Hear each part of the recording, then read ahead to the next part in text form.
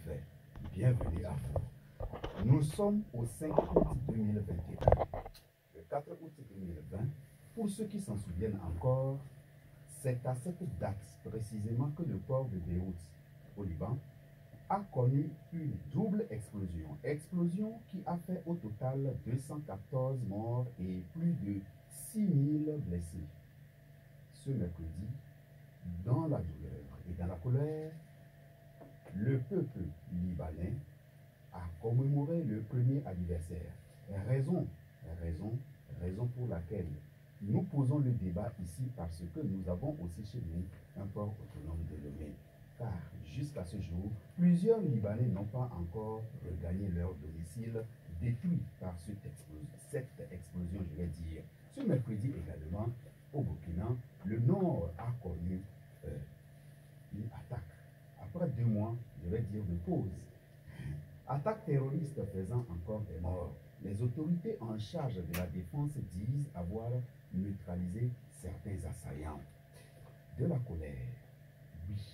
De la colère, les Ghanéens sont dépassés et ont manifesté leur colère contre la vie chère et ont appelé les autorités à prendre leurs responsabilités. Ils ont manifesté ce mercredi leur ras-le-bol, s'il faut encore le répéter. La vie chère fait également parler d'elle au Togo et selon certains observateurs, bien sûr, les femmes pyramides ont décidé de manifester également leur colère 2 fois de suite. Seulement, les femmes et la population togolaise n'ont pas suivi le mot d'ordre en se mettant en noir, tel que les femmes pyramides l'avaient demandé. Parmi ces femmes et ces populations, il y a des gains.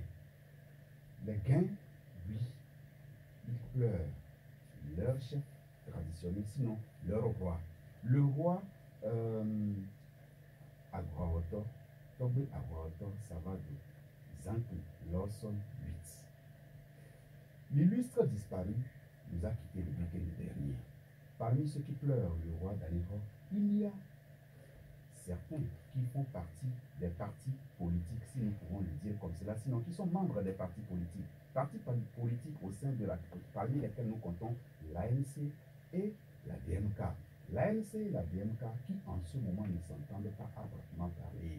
En conférence de presse, en début de semaine, l'ANC justifie son choix de quitter la table des discussions au Sénat.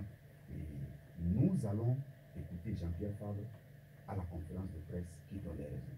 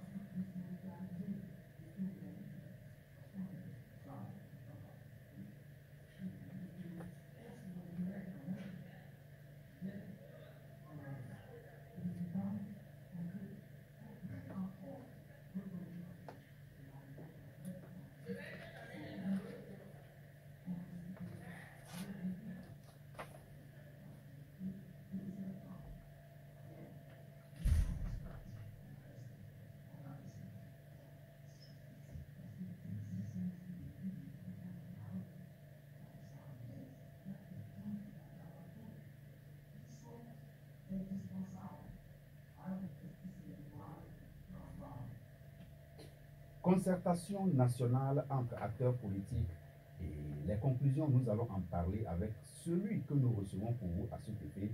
C'est bien Sénat Ali Puy, il est le 3e vice-président de l'Assemblée nationale et il est le président du groupe parlementaire URC. Monsieur le député, merci d'avoir répondu à notre invitation et bienvenue à Radio Levy. Merci beaucoup. Merci à Radio Lomé pour l'invitation. Et bonsoir aux chères auditrices et chers auditeurs. Bien. Les auditeurs et les auditrices répondent bonsoir et je me fais le plaisir de relayer cela pour vous. Vous n'allez pas être seul sur le plateau. Vous êtes avec notre confrère, le directeur de publication du journal Forum de la semaine, Dimas Dikodo. Chers confrères, bienvenue et merci d'avoir répondu à l'invitation. Merci bien David. Bonsoir honorable Alexis. Bonsoir à toutes celles et à tous ceux qui nous suivent de près et de loin. Bien. Alors, mesdames et messieurs, vous êtes également invités à participer à cette émission au moment venu. L'équipe technique et de réalisation. Aujourd'hui, c'est Taga et c'est Nampierre à la technique. Merci pour le travail que vous allez faire en collaboration avec Léonie Degoué et Djabo Khaled pour nous permettre de recevoir sur ce plateau les auditeurs qui vont appeler depuis leur maison au moment venu. Alors, messieurs et dames, si vous nous rejoignez, une fois encore, bienvenue et bonsoir. Dimas Dikodo, les Libanais commémorent le premier anniversaire de la double explosion que les Libanais ont connue à Beyrouth il y a un an. Au Togo, chez nous, nous avons aussi un port autonome de Lomé, un port qu'on a nommé port autonome de Lomé, qui a connu récemment un incendie. Incendie qui, malheureusement, a fait perdre beaucoup d'argent au Togo. Et il se fait que au port autonome de Lomé, il y a des différences. Vous avez écrit là-dessus et nous voulions savoir ce que, en tant que journaliste, vous êtes allé constater. Merci bien David. Nous avions constaté le chaos. Le chaos. Une destruction massive qui a coûté au bas mot pas moins de 10 milliards selon les estimations. Parce que juste quelques semaines avant l'incendie du port de Lomé, il y a eu un autre incendie toujours dans le secteur du port, dans une usine de fabrication de produits pharmaceutiques, Spluckfood, où les dégâts étaient évalués à plus de 5 milliards. 5 milliards, Oui. 10 milliards et 5 milliards. Et ajouté à ce qui s'est passé au port autonome de Lomé, on n'est pas moins de 10 milliards. Et donc, c'était vraiment une catastrophe. Et en réalité, ce qui s'est passé au port de Beyrouth, que je connais très bien, ce qui s'est passé là-bas devait nous servir de leçon rapidement ici, apprendre le taureau par les cornes. D'autant plus que juste avant cela, il y avait une expertise de l'Union européenne qui disait que le port autonome de Lomé est assis sur un brasier. Et donc, les dispositifs anti-incendie sont vraiment défaillants. Et vous savez, on doit tirer chapeau au général Berena Nyakoude de la NASA, qui a eu vite le réflexe de dépêcher les citernes d'eau de la NASA pour aller au secours des pompiers là-bas sur place qui ont un de leurs voitures bloquées pour une panne mineure et l'autre une voiture qui est censée aller les sapeurs-pompiers trouver de l'eau et venir bien sûr là. Ils n'en ont pas trouvé et ils n'ont pas pu dépanner. Et l'autre aussi qui avait beaucoup de panne, donc inopérationnelle. Et donc, le temps que les sapeurs quittent de Conakry ici pour aller autre, vous voyez, il n'y a pas de bouche incendie sur l'air qui est là où se passaient les incendies. Et donc, c'est très très difficile aux camions ou bien aux sapeurs-pompiers de brancher directement l'eau pour pouvoir éteindre le feu. Et donc, il a fallu que la NASA dépêche ses camions citernes qui viennent puiser de l'eau, amener, et quand les voitures des sapeurs-pompiers finissent leur eau, ils sont obligés de se brancher directement sur les camions citernes de la NASAP pour pouvoir avoir un peu d'eau. Et ce qui est pire dans ça, et le pire que nous avions frôlé, c'est que l'incendie s'est produit juste à côté des bacs de la société togolaise d'entreposage. Oui. Et donc, les sapeurs étaient obligés de refroidir les bacs là, de façon à ce que ces bacs ne prennent pas feu. Sinon, c'est le pire. C'est-à-dire que ce qui devrait se passer là-bas devrait plutôt dépasser ce qui s'est passé au port de Beyrouth. Parce que quoi, quand les bacs là devaient prendre feu, vous savez que non loin de là, c'est les gazoducs. Les gazoducs sont là. Et juste après, c'est l'entreposage de Tiwel Togo. Oui, qui est Et là donc, vraiment. et en face, c'est les parcs des véhicules qui se trouvent là-bas. Et donc, les véhicules remplis d'essence. Hein. Est-ce que malgré le rapport de l'Union européenne, malgré ce qui s'est passé à Beyrouth, les autorités portuaires togolaises n'ont pas tiré le son? Je pense qu'ils ont tiré des leçons, mais c'est la mise en application de ces leçons-là qui ont traîné, qui ont tardé, jusqu'à ce qu'il y a eu ces alertes-là. J'aimerais considérer que tout ce qui s'est passé était des alertes, quand bien même on a payé cher. J'aimerais dire simplement que c'est des alertes pour pouvoir éviter le pire. Ce qui est passé est grave, mais je suis convaincu qu'ils ont tiré des leçons. Parce que Lomé aurait pu être dans une situation comme Beyrouth actuellement. Bien sûr, on aurait été emporté. Hein. En tout cas, une grande partie de Lomé serait emportée. Parce que ce n'est pas Kodesiwa, Bagida et tout. La preuve, les sapeurs-pompiers qui étaient stationnés pour la cause n'ont pas réussi à accomplir tout de suite leur mission. Ils ne peuvent pas, puisqu'ils n'ont pas les moyens adéquats. Mais à qui la faute? C'est ça. Je pense que le port a des autorités.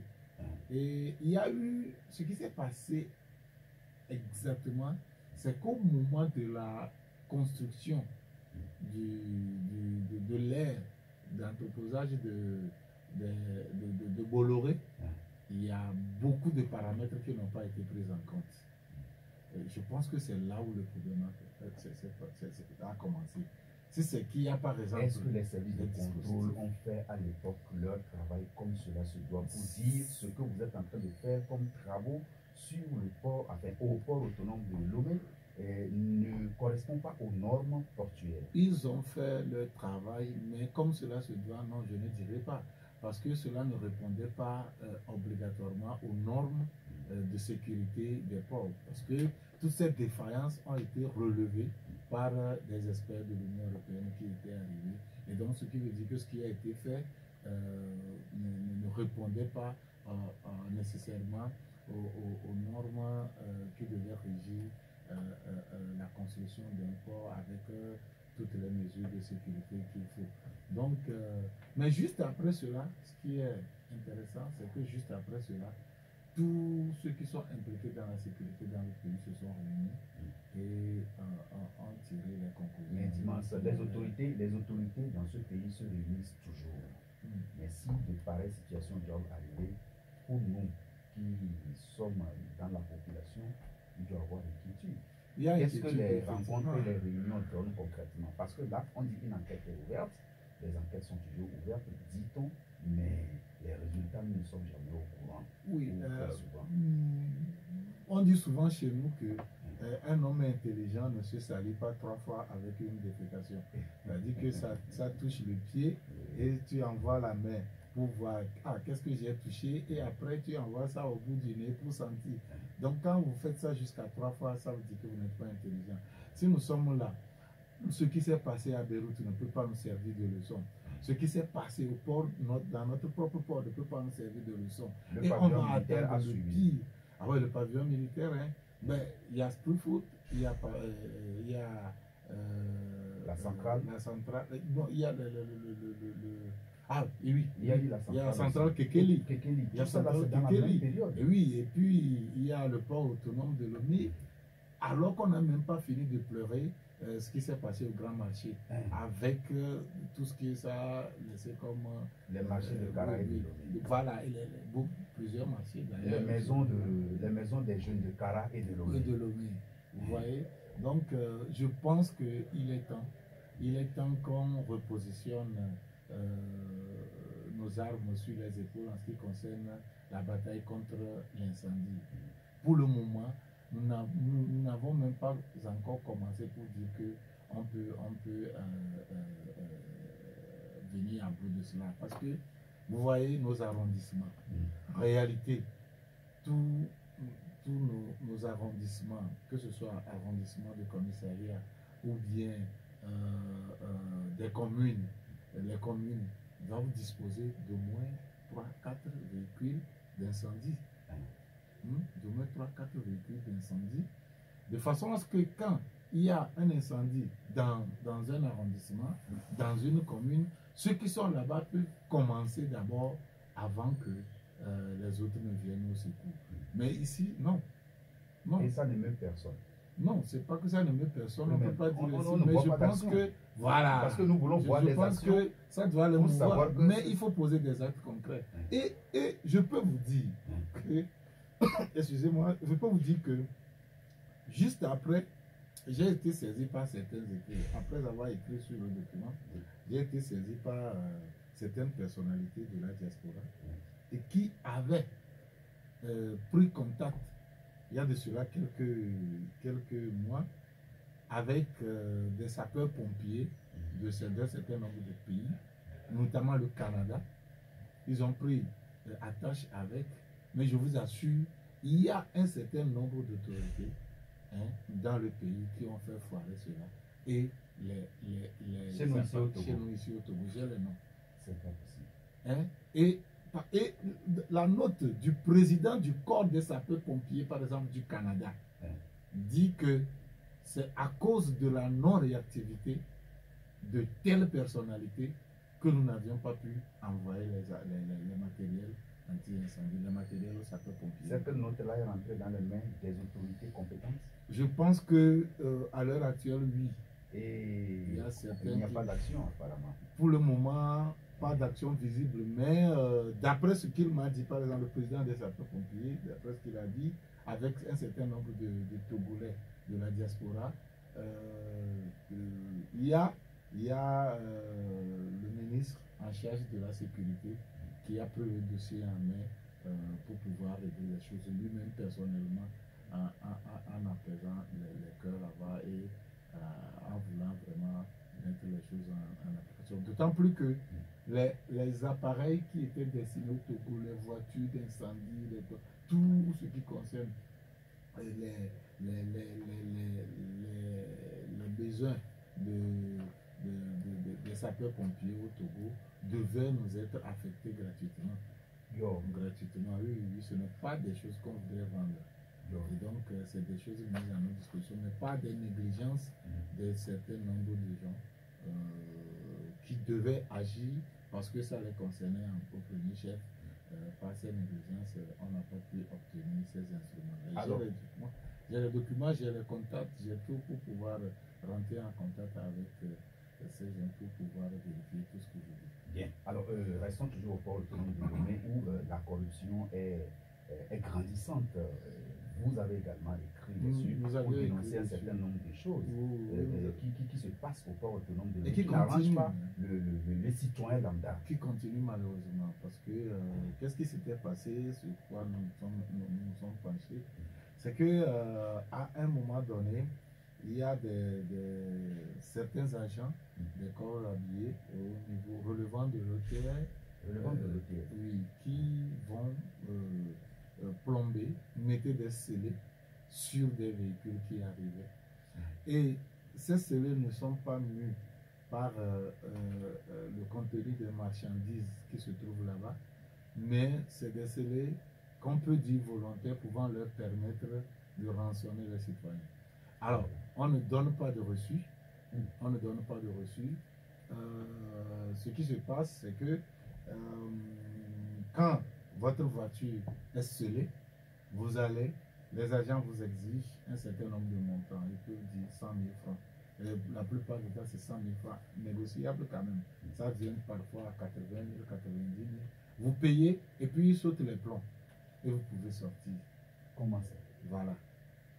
Et vous voyez que directement, ça ne peut pas aller dans les caisses de l'État. Donc, ça, c'est des... Mais je peux vous assurer que juste après, il y a eu des réactions positives. Puisque l'OTR lutte farouchement contre la corruption. Au niveau de l'OTR, les dirigeants de l'OTR. Mais malheureusement, je peux vous montrer des preuves ici que cette corruption a encore la vie dure là-bas. Parce que maintenant, ce qu'il se fait, c'est qu'ils passent quand même, ils mettent les plombs et après, ils donnent des reçus. Mais le problème, c'est que il vous revient de payer le déplacement. Yo. Voilà. Il vous revient de payer le déplacement. Vous allez payer 25 000 francs, 30 000 francs comme déplacement avant qu'ils ne viennent là-bas pour pouvoir vous enlever le plomb. Alors que pour mettre le scellé sur une marchandise, ça veut dire que vous avez sauté les scellés qui contenaient, en tout cas, qui plombaient les marchandises depuis leur port de départ. Arrivé ici, vous avez sauté cela, vous avez vu le contenu et que le contenu est prohibé ou bien le contenu a des problèmes. Donc, vous mettez le scellé jusqu'à ce que le problème soit résolu concernant la marchandise. Mais s'il faut aller simplement trouver un contenu d'une voiture, mettre de scellé, exiger à ce qu'on paie votre déplacement et exiger à ce que on vous donne ce que je peux appeler rançon avant que vous ne libérez la marchandise, je pense que c'est de la corruption. C'est aller contre les textes de l'OTR et le travail que l'OTR fait dans la lutte contre la corruption. Je pense que ce sont des agents véreux. Oui, je pense que les autorités luttent farouchement contre la corruption dans notre pays parce que si vous voyez il y a beaucoup d'instruments de lutte contre la corruption dans notre pays, en l'occurrence la APLICIA, la Haute Autorité de lutte et de prévention, de prévention et de lutte contre la corruption dans notre pays, et des infractions assimilées, APLICIA, et beaucoup d'autres instruments au sein de ces régies financières, par exemple l'OTR qui a sa propre commission de lutte contre la corruption et beaucoup d'autres régies aussi. Et donc, les autorités essaient de lutter, de mettre des dispositifs, des instruments pour pouvoir lutter contre la corruption, mais certains agents ont encore le coup vraiment avec pour pouvoir résister à ces luttes-là. Et je pense que les autorités seront obligées de prendre des mesures exemplaires à tous les champs pour pouvoir dissuader cela. Parce que, par exemple, quand c'était passé au port autonome de Lomé, nous avions été là-dessus, nous avions eu des retours où des agents nous ont dit que ce ne sont pas ces voyous, les journalistes qui peuvent les dissuader. Et c'est eux qui ont changé les choses. Comment peut-on qualifier des journalistes de voyous? Oui, bon, puisque ça ne les arrange pas. Hein. Et puis c'est des menaces de gauche à droite. Hein. Ah. Ben, ce que moi je sais, c'est que... Les gens se permettent de menacer les journalistes. Ah oui. Quand, par exemple, j'ai relevé la corruption au niveau de la justice, nous allons même en parler. Il y a des menaces qui me sont adressées. Oui, c'est malheureusement ça, mais ce que je sais, c'est que chacun doit faire son travail. Et nous n'allons pas nous laisser nous intimider. Nous devons faire notre travail. Et si les gouvernants peuvent, et les législateurs, heureusement, j'ai un honorable député devant moi, si vous acceptez, vous accompagnez avec l'aide de l'État à la presse, c'est que la presse a un rôle à jouer dans la corruption, dans la construction, dans l'érection de l'état de droit et de lutte contre la corruption dans notre pays. Et donc, si les législateurs nous accompagnent et qu'on met un dispositif sur pied pour pouvoir nous accompagner de façon à ce que nous puissions faire notre travail, Je ne pense pas que nous devons démissionner et que des gens peuvent nous intimider, que nous puissions démissionner. Mais dans la dénonciation de tout ce qui gangrène notre société, vous avez parlé également de la frontière à côté ici, Oui. où en ce temps de Covid, pendant qu'on n'a pas encore ouvert les frontières à proprement parler, il y a un trafic de tout genre qui profite à un certain nombre de personnes mises là-bas pour pouvoir mettre de l'ordre. Et juste après, il y a eu une bonne réaction des autorités qui ont pris des mesures drastiques de façon à ce que cela cesse. Malheureusement, selon nos investigations, ce n'est pas uniquement. Il est vrai qu'on a cité la frontière de Ilakondi, mais ce phénomène de corruption, de laisser aller, ne se déroule pas uniquement sur la frontière de Ilakondi, mais il y a aussi la frontière les autres frontières, plusieurs autres frontières. Vous savez, on a beaucoup de frontières, beaucoup de postes de douane un peu partout sur nos frontières. Et je pense que ces dispositions doivent être prises contre tous ceux qui peuvent s'adonner à ces genres de comportements sur ces frontières-là. Je pense que l'objectif des autorités en fermant la frontière, ce n'est pas de permettre aux agents de devenir riches, en tout cas en violant les dispositifs mis sur pied, mais cela doit permettre à isoler la population togolaise de façon à ce que la maladie, la pandémie qui frappe le monde entier ne puisse pas toucher les habitants. La preuve, nous dit-on, elle a emporté le roi de Danehor, malheureusement. Et juste avant, il y a aussi une icône de la chanson mondiale. Oui, Jacob Desargues qui nous a quittés comme ça. Ce qui veut dire que le mal est âgé et nous devons prendre nos dispositions. Nous ne devons pas permettre aux gens de prendre de l'argent et de faire passer le mal par nos frontières, alors que des dispositions sont prises par les autorités pour pouvoir empêcher cela. Nous allons marquer une pause et nous revenons. Merci. Oui, la pause actualité à présent, et nous allons revenir.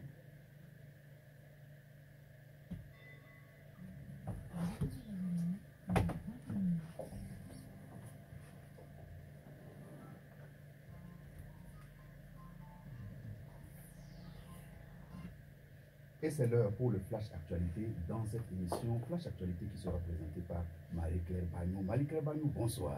Bonsoir, David Tchakideva, auditeur une fois encore. Bonsoir. Flash Actualité que vous commencez par des attaques au Tchad et au Burkina Faso qui ont fait des victimes.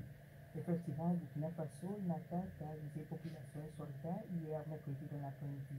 Plusieurs localités de la province de Noudalan, non loin de la frontière avec le Niger, ont été la cible de coups d'armée. Une trentaine de personnes ont tué la mort, dont 15 soldats burkinabés. Une dizaine de terroristes ont été neutralisés selon le ministre délégué à la Défense. Au Tchad également, l'armée a été attaquée dans la nuit du 4 au 5 août par des éléments de Boko Haram dans la région de lac Tchad. Une attaque qui a causé d'énormes pertes. On parle pour l'heure d'une vingtaine de soldats tués et plusieurs autres disparus. L'armée tchadienne subit ainsi la plus grosse attaque depuis la mort du GTB en avril dernier. Il y a eu, selon des sources militaires, de la panique et même de la débandade. Mais l'état-major général des armées annonce qu'actuellement, des opérations de recherche ont été lancées et en même temps une contre-offensive. Vous nous parlez de la visite du président centrafricain au Rwanda. Effectivement, Faustin Archange Touadéra est arrivé ce jeudi à Kigali, où il s'est immédiatement rendu au village d'Uruguay, au bureau de son homologue Paul Kagame. Les présidents centrafricains et rwandais veulent resserrer les liens qui existent déjà entre leurs deux pays, notamment en matière de coopération sécuritaire et minière. Dans ces deux domaines, plusieurs accords ont été signés et selon le porte-parole de la présidence rwandaise, d'autres accords vont être annoncés à l'issue de la rencontre du jour. Et puis, parlant de Covid, le Chili va commencer en 2022 par produire des vaccins Sinovac. Oui, l'entreprise pharmaceutique chinoise Sinovac et les autorités chiliennes ont confirmé hier mercredi la construction d'une usine et d'un centre de recherche scientifique dans le pays. Près de 60 millions de doses de vaccins de Sinovac pourraient ainsi être produites au Chili chaque année. L'usine devrait commencer à fonctionner en mars ou avril 2022. Marie-Claire Bagnon, merci pour ce tour d'horizon de l'actualité. Merci.